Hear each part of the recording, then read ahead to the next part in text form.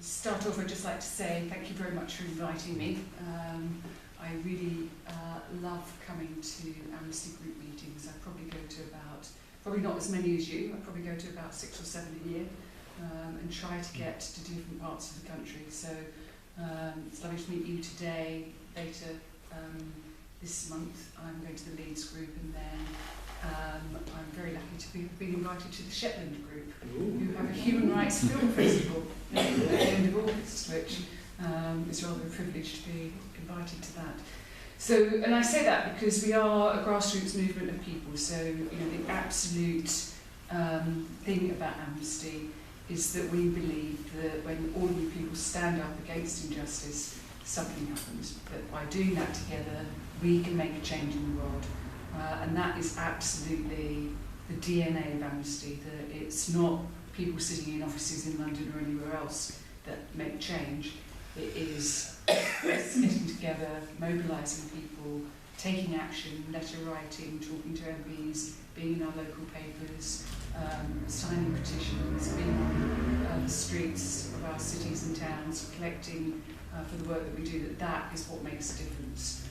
And so the groups of Amnesty, of whom there are, if you put the local groups, school groups, and the university and youth groups together, we're almost at 1,000 groups across the UK, and you add all of those up. So it is that grassroots activism that is brilliant. And when I go and talk to members of Parliament, ministers, those doors open for me because politicians know that we are a movement and that we are many people across the UK.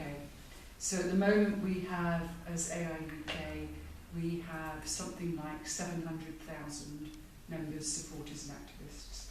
So you can sometimes feel that it's just a few of you in one place, but we have over 200,000 people who pay their subs every month. And then we have the rest that makes up 700,000, who are people who take action for Amnesty. We know they've taken action, and we know their contact details, and we can get back to them. So that is big. And when I talk to MPs or ministers, and I kind of, over the last year, been a lot of, with a new government, new ministers, new MPs, I can see it in their eyes, when I say Amnesty International UK, there are 700,000 members, supporters and activists, and I can literally see them going, realise it was 700,000. And it really catches their attention because it is really, really important. Bigger than their membership, isn't it? Well, it's bigger than probably what we've put together at the moment. So, it's kind of, it's important. It's very, very important. And we have great ambitions in Amnesty globally and in the UK to make that figure bigger, so I'll come on to that. But David asked me to talk a bit about the global movement and where that is all going. So we've been through some huge change over the last 5 years in Amnesty, and what we've been doing at its kind of top level is we've been moving our resources, growing our resources and moving the money and people, growing it, but also moving where we spend our money from being pretty much in the Northern Hemisphere, Europe, US, Canada, Australia, New Zealand, to making sure that we are truly global. So I'll just give you one figure. I'm not going to talk about loads of figures, but in 2011, out of the international budget, and that's the money, UK, we raise money, and somewhere between a third and a little bit more of it goes to the international movement, and that's to do all the research, to do all the policy work, and also to support Amnesty in countries where they can't fundraise. AI Nepal, AI Sierra Leone, when we're starting up something, AI India, so money that's needed for that human rights work. So in 2011, out of that international bit of the budget, 13% was spent in the Global South, and in 2015 it went up to 47%. So that just shows you the kind of shift of resources, and that's why it's been quite hard, because that's really kind of major change for the movement. So what that means is that we have moved some of our international secretariat, where we had all our people and resources based in London, and we have moved to regional hubs in different parts of the world. So we now have our regional hubs in Africa. They are in Johannesburg, in Dakar and in Nairobi. In South America they are in Lima, in the Americas they're in Lima and they're in Mexico City. In the Middle East and North Africa we are opening, we had an office in Beirut, we're adding to that. We're opening in Tunis, and we are supplementing the work of AI Israel by having an office in East Jerusalem. And then we also have opened new sections of Amnesty in Brazil. We have nobody in Brazil. We have a whole section of Amnesty now that is able to mobilise in the last action that they took on the killing of young black men in the favelas of Rio by the police. They were able to mobilise 250,000 people. We have nothing in India, and we now have a section in India that has 75,000 paying members and can get 2 million people to sign a petition calling for justice in the aftermath of the civil war in Sri Lanka. We've opened an office in Nigeria, early days there, and we're now planning in Indonesia. So we've really opened up parts of the world that we've never actually had a presence on. So rather than Amnesty flying into countries from London, we're there. And we're there like we're here. You know, it's ordinary people meeting, on it is Tuesday, isn't it? On a Tuesday evening, talking about human rights. And it is that model of bringing members together that we are creating in other parts of the world. And if you want to influence the government of India or the government of Brazil, you can't do it from London. You have to do it by being part of that country with members that you can mobilise in the way that we do here.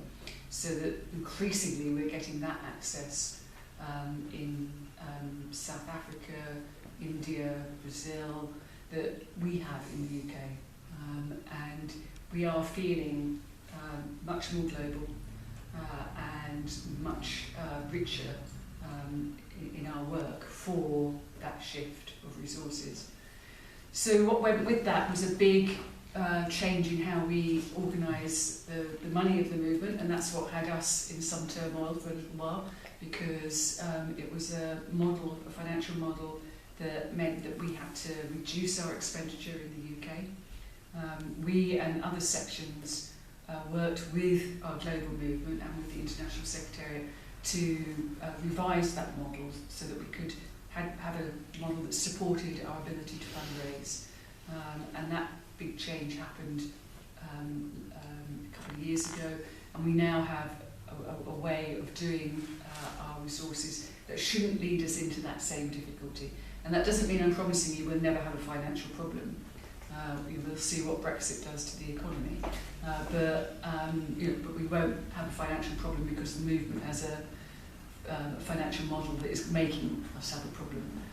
So we've had all of that kind of shift in terms of the way that we are working as a movement.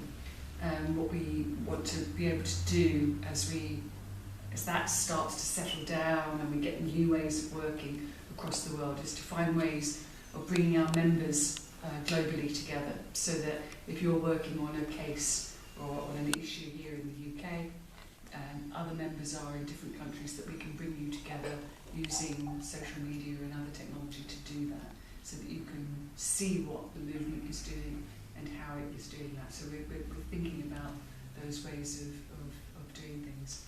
So it is,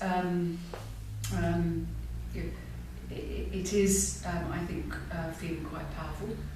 We also have what we call our International Council meeting. As you'll know, Amnesty is a democracy, so the members decide the direction that we go in, and then there are people like me who are paid staff who are at the service of members. So I don't make the decisions. The board that you elect makes the decisions. They're very interested in what advice staff might have, what options we might give, but it is your elected board at the UK level and then the elected board at the international level who make the decisions about direction and strategy. So at a global level, what that means is that every 2 years, every section of Amnesty sends a delegation of 4 or 6 people to an international meeting. So the last one was last August, and it took place in Dublin. So you have something like 500 people in a conference room for about 5 or 6 days with big decisions about strategy, big policy decisions being made. And they're made after consultation back in each country. So in the previous UK AGM, we talked about some of the big things that were coming up, tried to consult as much as we could with members here in the UK. And then when we all meet globally, there's a real attempt to try to get a consensus as we move forward so that we carry the whole global movement with us. Sometimes that's not possible, and sometimes we end up with a vote, but not very often, because there really is an attempt to bring everybody together. But it does sometimes happen that we have a vote. We had a big policy issue last August, which was about the approach in terms of the human rights of sex workers, and that had the movement feeling very good about those issues, and in the end there was a vote and a particular policy taken. So sometimes it happens, but we try to avoid that. So that's kind of just a bit of a whistle stop of the movement and where we are in moving closer to the ground. I'm very happy to try and answer any questions that you have. I'll talk a bit about some of the campaigning work that we're doing at the moment. We after the referendum vote, we've been very struck very quickly by the levels of and the numbers of stories of racism and racial attacks that we're hearing. We're hearing it from everywhere. So we've decided that we'll do some research in our time-honoured Amnesty way. We will research what is happening. So we're working out what the nature of that research will be at the moment. And in the meantime, we have the campaign that we put onto the website, which is Stop Hate, which is asking people to contact their local authority, their local council, and ask them to pass resolutions to say we make sure that people are safe and that those levels of racial instances need to be dealt with. We feel very strongly that some of the language that politicians have been using during the referendum campaign but earlier have kind of led to a licence that some people feel. So, a lot of the stories we're hearing are about people being told to go home, literally being told to go home. A member in Belfast who was telling us he's a dual Palestinian UK national. He's been a nurse in Belfast for 15 years, and he was told to go home by people on a bus one night.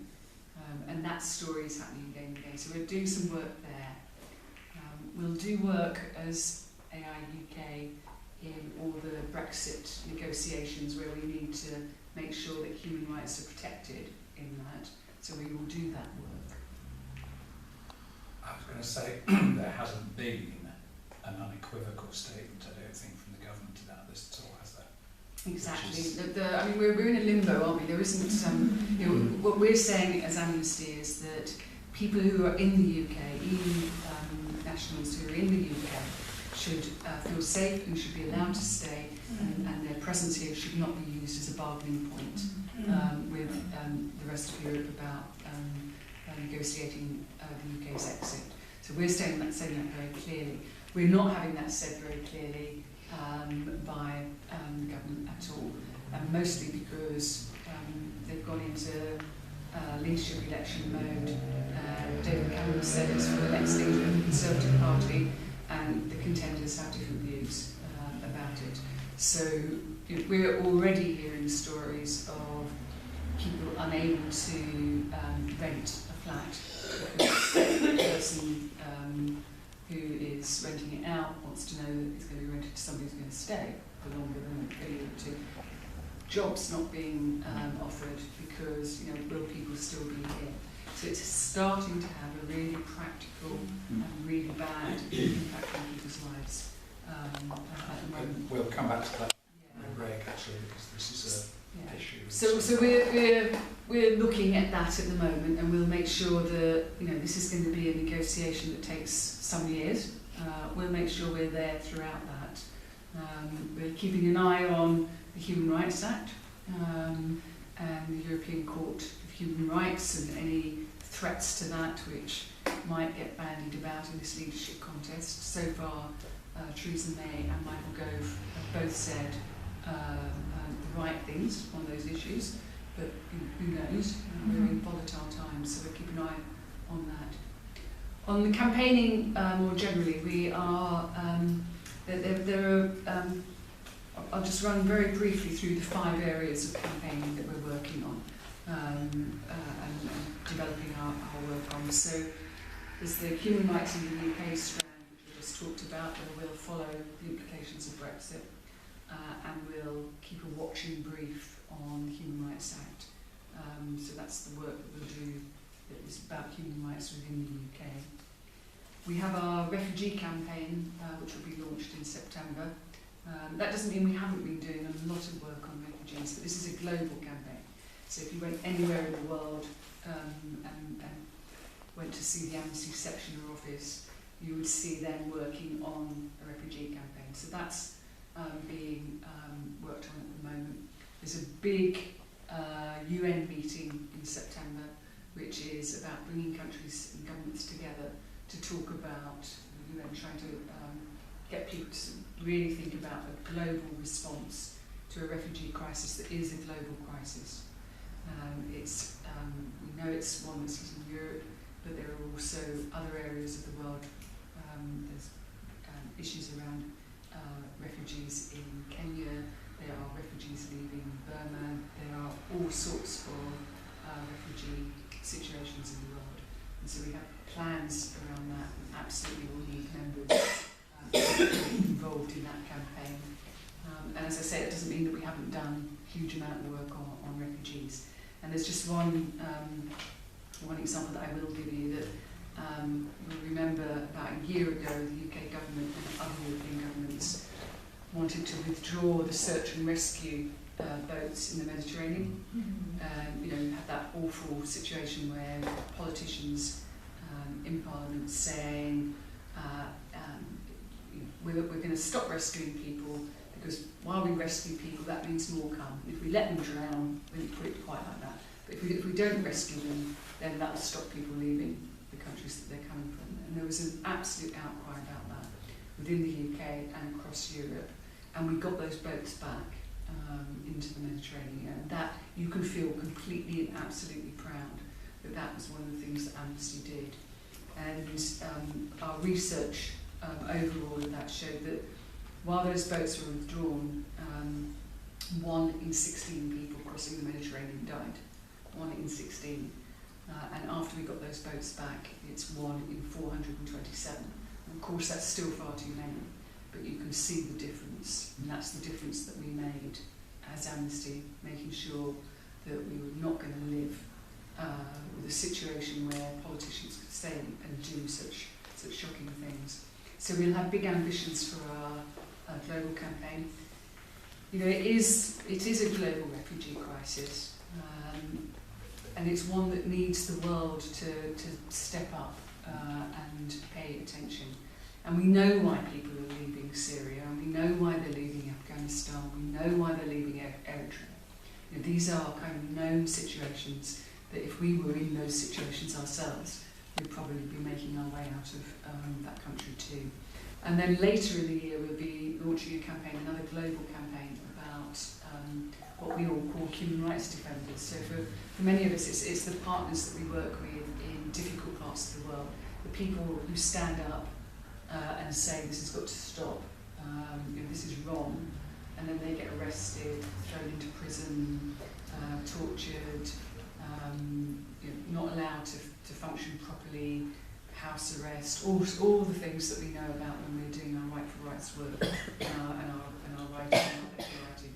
So we're going to have a campaign on that. That's becoming much more of we're hearing more and more from different parts of the world from our partners, whether it's in Egypt, where a lot of the people that were part of the Arab Spring and working in NGOs and people I've met during the times that I've been backwards and forwards to Egypt are now either in prison or they've had to leave because of the clampdown from that government, or whether it's in Russia where Putin has made it almost impossible for NGOs to operate. It's just really, really difficult, and people are being persecuted, arrested, silenced by legislation that says that they're foreign agents. We have an office in Moscow. We've managed to keep that open by the skin of our teeth, and it is. We really need to challenge these situations and do it globally. So that would be the Human Rights Defender campaign. We have what you know, and I'm sure hold dear, the individuals at risk work that we do. So, the named people and cases that we work on, whether that's at the time of Right for Rights or through the year, through urgent actions, individuals at risk, that will always be absolutely at the core of what Amnesty does. So some campaigns will come and go, but there'll always be the individuals at risk strand of the work that we do, and that will continue. And then we have a piece of work of what we call crisis and tactical, which is more or less what it says actually. So crisis has included our work on Syria, where we continue to do work, difficult work. We've not been in Syria for a little while now because it's too dangerous to have staff and researchers go in there. We have been on the borders of Syria. I was on the Turkish-Syrian border in May, and we were meeting with our partners who come and go. They're Syrian human rights activists who really risk their lives documenting the abuses of Assad and of ISIS. And we've been working with them, helping support them and their organisations as they do this work, and making sure that we can do all we can to provide the support that we can to them during this time. And then we've worked on things at the kind of UN level around access for humanitarian aid, and some of the other areas where we felt that we could help to make some difference. So that's our crisis work. That can shift. Over the last couple of years, it's been Gaza. It's been some other areas of the world where we had to shift into crisis mode for a quick piece of work. Syria's not a quick piece of work, but some others have been. And then tactical is kind of like taking the opportunity. So you'll see us doing more work on Brazil as the Olympics in Rio in August, isn't it? So we've been, as a global movement, Amnesty Brazil has been leading on that campaign, and we're going to be talking about the shocking levels of police violence in that country. Absolutely shocking levels of police violence. I was with AI Brazil, and we went to one of the favelas in Rio, and 12 young black men had been killed within the last few days. And just, literally just caught up between police on one side, drug dealers on the other, and just young boys being mown down, and parents absolutely bereft, very young children as well. So it's a kind of shoot first kind of policy. So we're doing some really good work there. So you'll see us doing more on that, so that we can try and get the kind of attention of the world while everybody's looking at the games. So those are the areas of campaigning for the next period. I was thinking about how does this work with the Palestinian problem that they've got? How do they reconcile, what's happening in Israel with what's how do they work with that? Because that must be really difficult. It is. I mean, there are, as you know, I mean, there are a significant number of Palestinian citizens of Israel. Mm. So the membership of AI Israel and the staff do include Palestinian members of staff and members. So there's a deliberate attempt to do that. It's not easy, but that is happening. The difficulty then is, what do you do about the occupied territories and about Amnesty in terms of the occupied territories, which is where we're going to open an office in East Jerusalem, so that we can have that presence in East Jerusalem, be able to start reaching out to people within the occupied territories. So that's where we are at the moment. That office hasn't yet opened. I think we've identified somewhere, but we haven't quite opened it yet. What about an office in Palestine? Well, is that possible? Well, I mean, whether you call it I should be calling it Palestine now. So, I mean, it will be, East Jerusalem. So, so that is what we'll be doing. And then, AI Israel, occupies that position where it is critical of the government of Israel and of Hamas in terms of some of the. We launched a report when I was last there. We launched a report on Hamas's abuses during the last conflict, and the rockets that were being fired from Gaza into Israel, and that was one of the few occasions when I was there, and Jonathan, who has the job that I have in Israel, was ill, so I was doing the media on all of that, and it's one of the few occasions that any of us can remember where we actually got a good hearing in that media.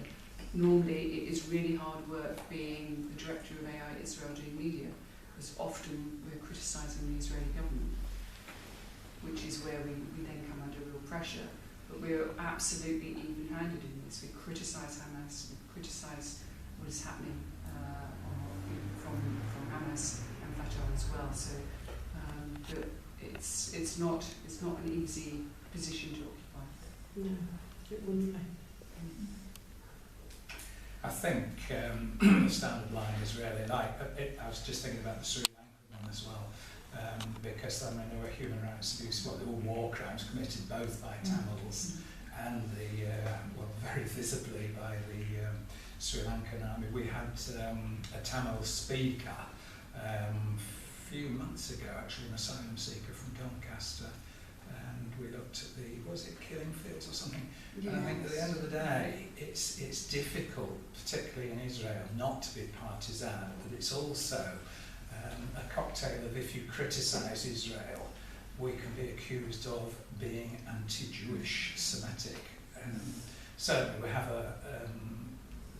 our MP is very, very pro-Israel. Everything is, it's Hamas.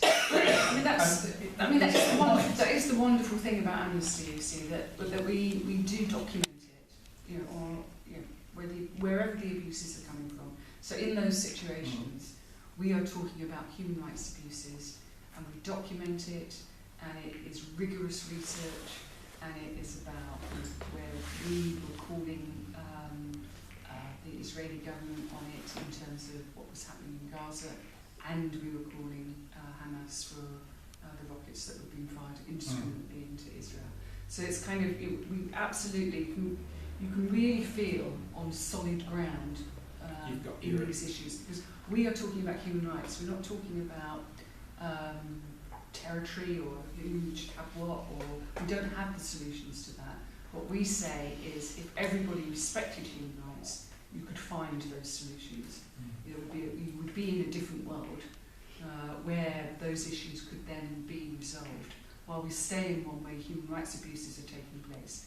All that happens is that attitudes harden, grievances get worse, retaliation, everything else that we know about happens. So if you can cut through that and just absolutely feel on solid ground about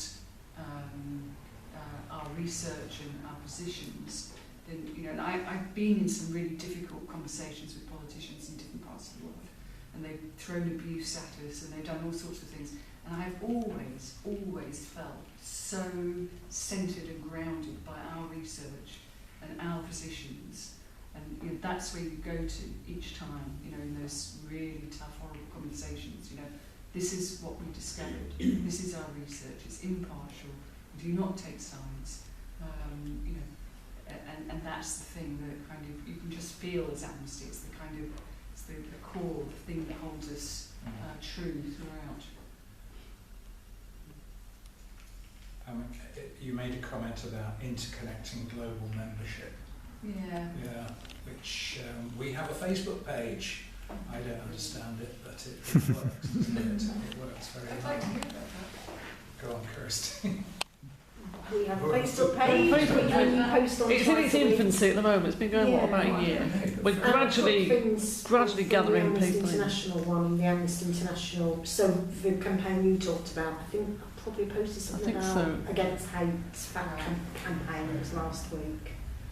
But we're noticing, you see the names of people who've clicked on it and liked it, and they're people who don't normally come to meetings, don't normally engage with us. So we are slowly getting through to other It's people. good, isn't it? But at the same time, we still have members. I'm not looking at anybody in particular who are not computer users. And I do kind of It's a feel. human right not to be on the internet. I do feel Amnesty are sort of abandoning some of their older members.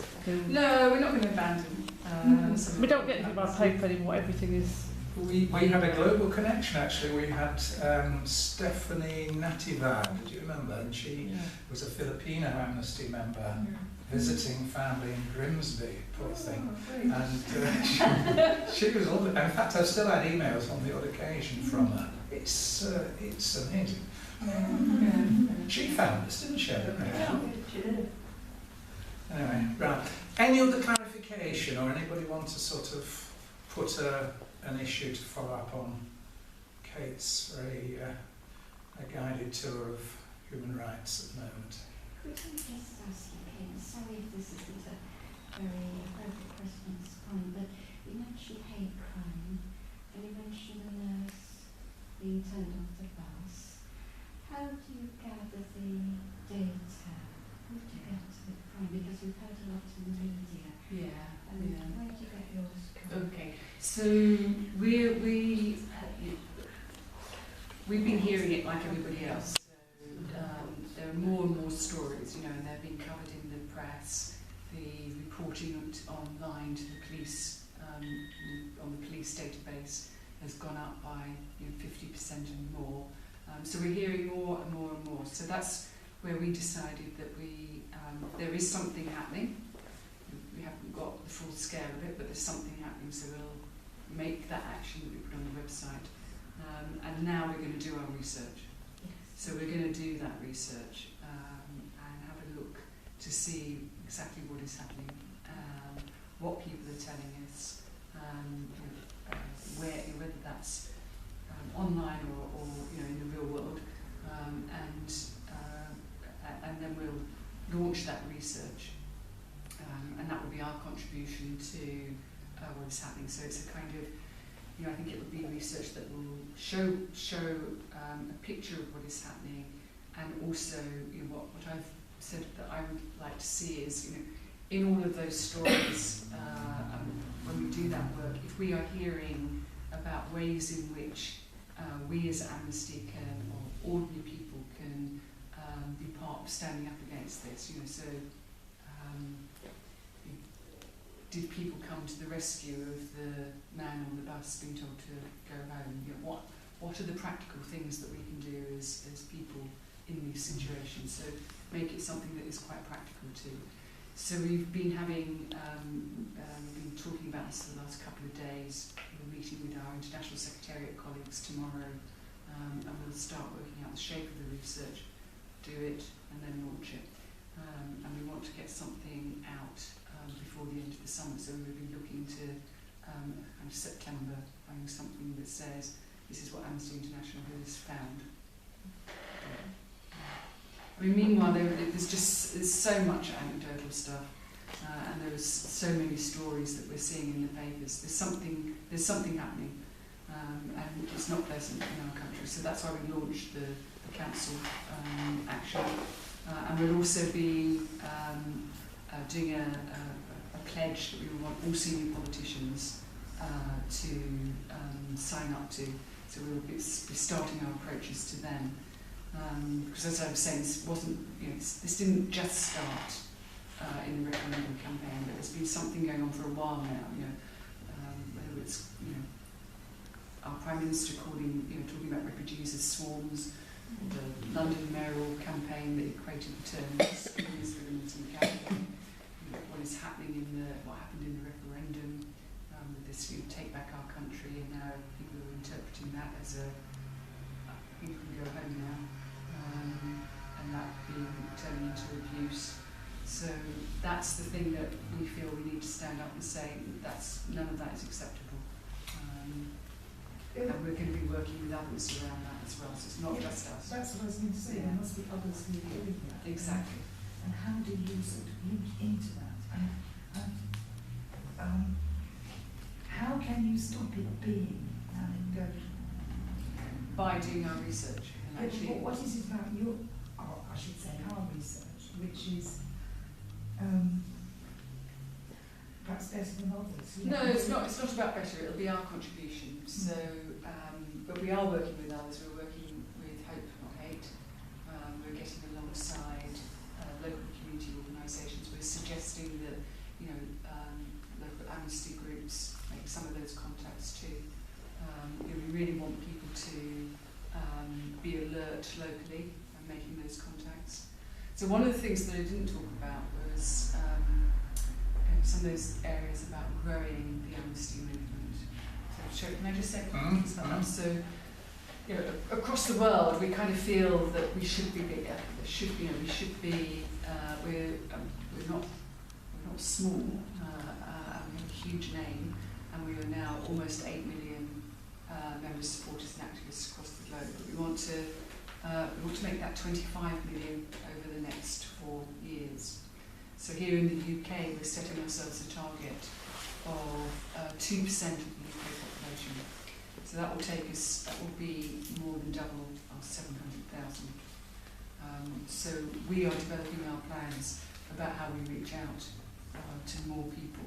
So it's about bringing two things we want to do: bring more people to Amnesty and have a deeper connection with members in groups and in other ways that we organise. So really support what you're doing and working, making that sense of a team feel really strong.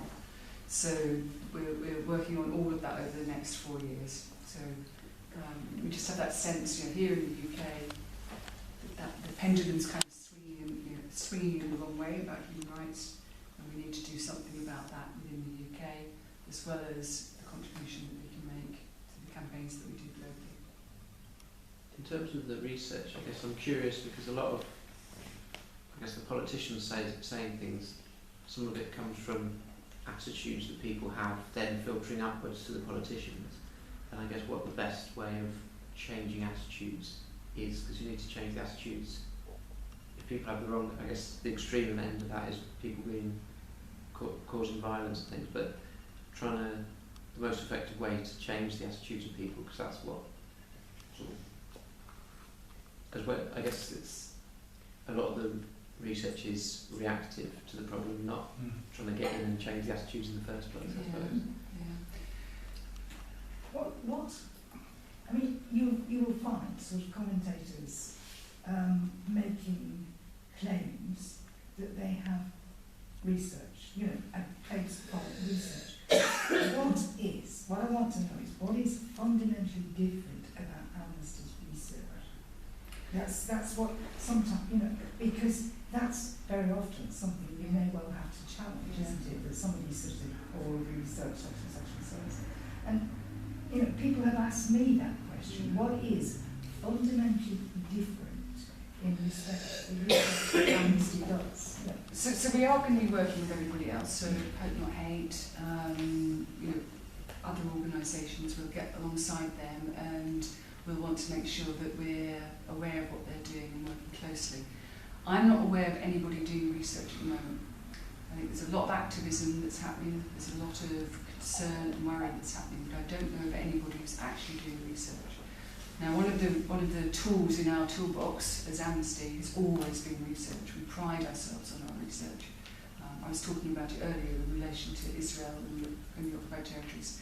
So, you know, we will do that, and we will do it with the rigour that we always do our research. So it's not better than, but it is one tool that we have. Our research isn't just for. We're not a research institute. We're not. That's the thing. Exactly. That's what I'm asking. We take our research and it turns into action. So sometimes you do your research because you need to convince people there's a problem. Sometimes you do research because you need to quantify the problem. Sometimes you do it because it's the evidence. And sometimes you do it to find out what's working, to change that, so what actually helps. So in this is where, in this one, I want us to also do so when that abuse was happening, when that racial attack took place, when this stuff online happened, what helped you deal with it?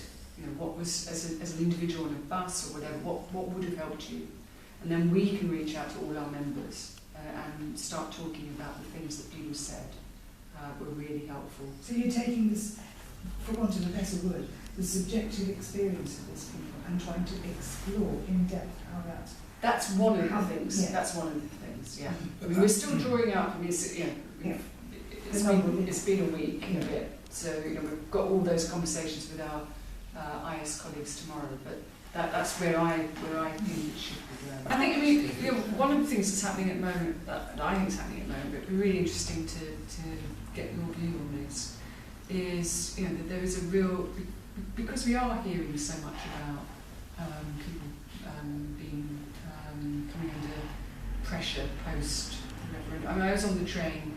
I live in Brighton and I work in London. And I was on the train. And I sat with, you know, my Amnesty folder and, you know, getting on with some work. And as we pulled into London Bridge, the woman opposite me said, could she ask me a question? And I said, of course, you know, I think she must have seen the Amnesty stuff. And so she asked me whether I thought there'd be general elections soon. And I said, I didn't know. Probably depended on who the leader of the Conservative Party was. And she just burst into tears and said, I'm going to be sent home. And she got off the train sobbing. A friend of mine was in a queue in Tesco's in Camden the day after the referendum, and the person serving was of Bangladeshi origin, and two back in the queue, a white man started shouting, all foreigners go home now. It's kind of like, you know, it's happening. It's, you know, that's just me and my friend, you know, it's kind of, and then, you know, you talk to people. I mean, I'd be really interested to know if you're seeing it, feeling it. So one of the things that we're doing too is on Friday and Saturday, I mean, this is in London, but what we're doing is we're getting a lot of organisations together who've been working on refugees. So it's got the Refugee Council, Refugee Action, some campaigners from different organisations. There are members that are involved in that from the Asylum Justice Network, various other people. So I think we'll probably have about 70 or 80 people over a 2-day period to do some real work about strategising. Will something be issued to groups and members about this?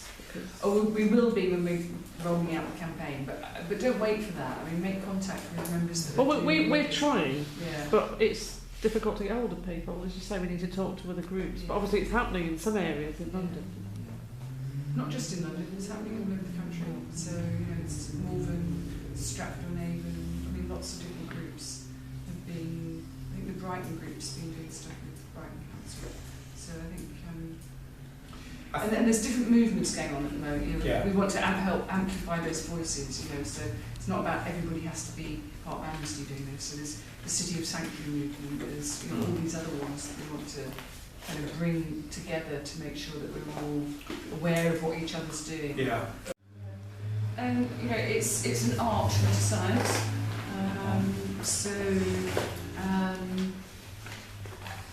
And and everybody who campaigns struggles with this, Yeah. you know, because we're all very aware that we do stuff, but other people do, events happen, the world changes. But so what we're getting better at, I think, is being really clear from the outset what it is we're trying to achieve, and trying to make that something that is within our possibility.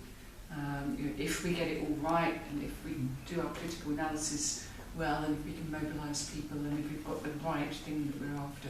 So a lot of thinking goes on about what it is that we should be trying to achieve, and that we get that put time, invest time and care into that objective setting.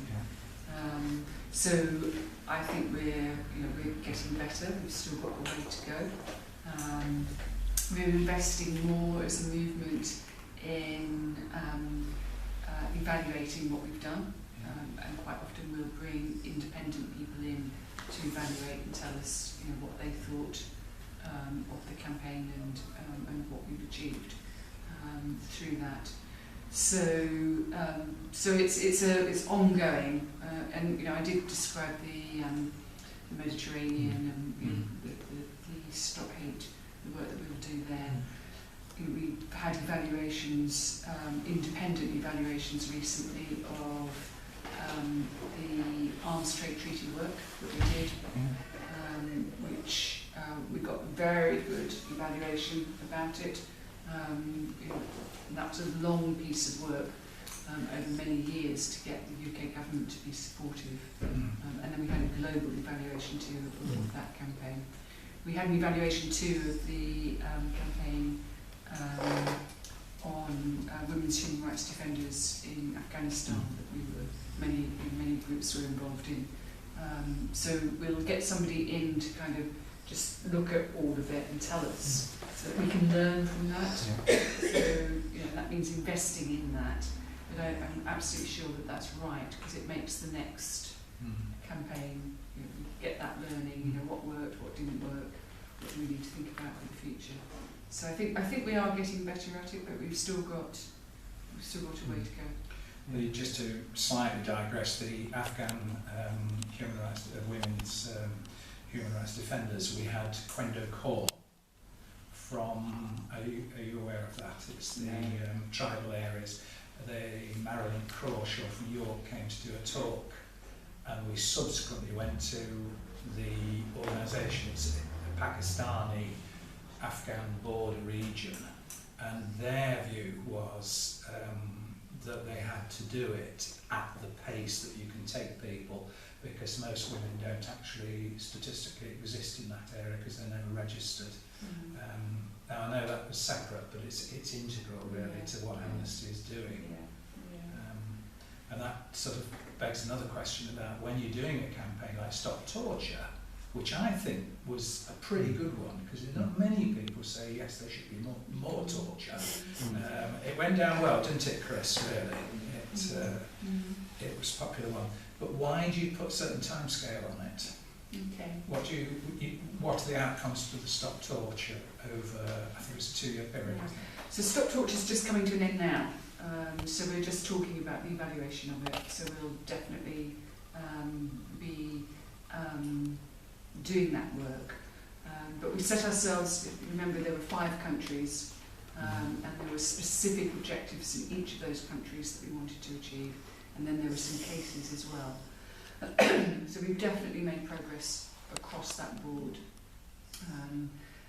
So the evaluation that we do will measure all of that. And the reason for 2 years is it doesn't mean that we're not going to work on torture as the global Amnesty movement. It means that there's been a 2-year concerted campaign, 5 countries that we were targeting, specific things that we wanted to see changed.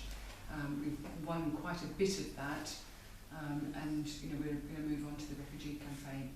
But in our individuals at risk work, in the work that we're doing in different countries on different issues, in the way that we're addressing governments, we'll still be talking about torture.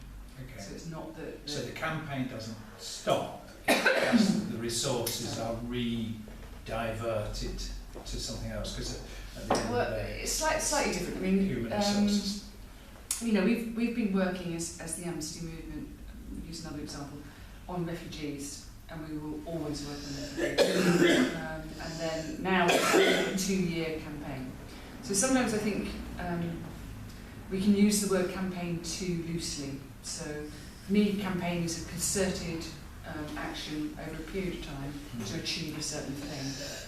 We have a programme of work on refugees, which, you know, at times spikes into a campaign. So get those boats back out on the Med, a small campaign on refugees, have a big global campaign on refugees. You know, so there's a kind of things that are our bread and butter work, individuals at risk, refugees, these things. We'll invest in doing it globally from time to time over a period of time, because we feel if we get everybody working on it, then we'll achieve something. Does that make sense? So it's not that we'll invest the same, but it doesn't mean because the Stop Torture campaign has ended that Amnesty has declared torture sorted and we don't have to do it anymore. Right. It's still there. We know it will be in our individuals at risk work. It will be, we're still doing a piece of work. We haven't let go of the thing here in the UK about what was going on during all the torture and rendition that was happening in the so-called war on terror, and we know Shakarama's return from Guantanamo. Yeah. We have said there needs to be an independent inquiry. Now is not the time to put effort in that. Nobody is listening to us on that issue, but we'll not let go of it, and we'll choose the moment politically to come back and say, this hasn't gone away. The last government, the coalition government, set up a judge-led inquiry, but it wasn't the right inquiry, it didn't have the right independence and ability to do it, and we were not happy with the way it was set up. And then the police investigations are ongoing. So we'll come back to that. And those sorts of things have been happening around the world. Decisions about the timing. Yeah, and there's kind of like, we're all going to work on something. AI Nepal, AI Sierra Leone, AI UK. And that's the campaign, that's the global campaign. Death penalty, Tim works on the death penalty. Death penalty continues. Yes. Here in the UK, we have a government that has done a lot of work globally about the abolition of the death penalty. At the moment, one of the things that we're concerned about is, before the latest stuff, so I gave evidence to the Foreign Affairs Committee earlier this year, so it's kind of lost track of the date, but earlier in the year, which was in response to the government saying what its human rights record was. And we were saying, we were being really critical and saying the human rights record of this government is not good enough. You are not using your influence effectively in the world. We've reorganised the Foreign Office so that we can't quite find out who's working on the death penalty and quite where that strategy has gone. So we're trying to get that back to find out where that is. But we haven't done a huge amount of work as AI UK, but I know that we do it in our individuals at risk work. We do it through members who are joining up globally around the death penalty. And for the movement, it's there in the strategic plan. You probably know the figures better than me, but in that kind of campaign, the abolition of the death penalty campaign started in 1971. So, and I can't remember the numbers of governments that are now countries that are now abolitionists. There's only one in Europe, I think, isn't there? Yeah, Belarus. But it's gone from something like there were 60. These are not the right figures, but they're in the right ballpark. Something like 16 countries were abolitionist in 1971, and now it's 120 something. That's what we've done. With others, in our relentless pursuit of a world that doesn't use the death penalty. The tide is starting to change in the US. We know it's a handful of countries. There are various states. There are various countries. The US, China, Iran, Iraq, Pakistan. I think the 5 big offenders. Saudi Arabia. the big offenders on the use of the death penalty. And some of those are going to be hard to change, but we will continue that campaign until we've got a world that doesn't use the death penalty. Not violence against women. Go on then. Okay, so that was a specific campaign that came to an end a few years ago, but it doesn't mean our work on women's human rights has ended. So I think what the Stop Violence Against Women campaign did was to really bring Amnesty as a movement together around campaigning for women's human rights. And I think before that campaign, we weren't quite there on how women's human rights are differently affected from men's. Of course there are similarities and there's overlap and all the rest of it, but there are specific issues that affect women in terms of human rights and how they get violated.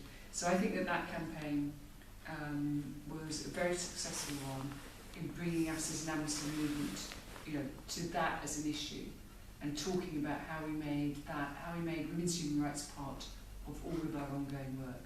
So there was a time when you looked at individuals at risk, and it was nearly all men. We somehow weren't getting the stories of women. We've moved into this whole issue of sexual and reproductive rights. So, last week I was at the Argentinian embassy in London on the case of Bella, a young woman who went to hospital in Argentina with stomach cramps and bleeding. She was told that she was pregnant and was miscarrying. She didn't realise she was pregnant. Within that day, the police were called. She was accused of inducing an abortion. She was intimately examined with the police present.